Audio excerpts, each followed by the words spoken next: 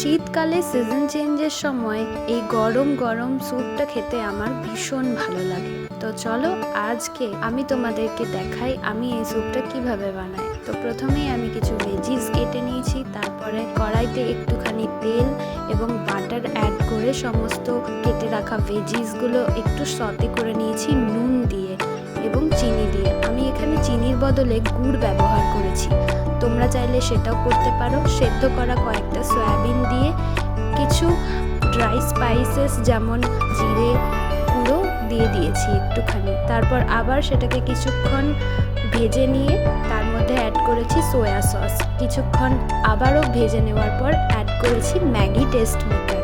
এরপর পাস্তা সেদ্ধ করার সেই জলটা দিয়ে আবার কিছুক্ষণ এই ভেজিসগুলো ফুটিয়ে নিয়েছি। তারপর ওই জলটার মধ্যে অ্যাড করেছি একটু চালের গুঁড়ো, আরও বেশি স্যুপটার ঘনত্ব বাড়ানোর জন্য।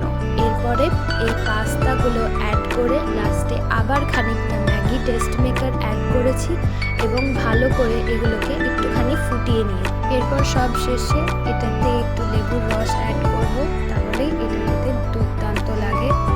তোমরা এছাড়াও এর মধ্যে চিলি ফ্লেক্স, অরিগ্যানো এসবও অ্যাড করতে পারো। সিজন চেঞ্জের সময় বা শীতকালে যখন সর্দি কাশি লেগে থাকে এই স্যুপটা খেতে দারুণ লাগে।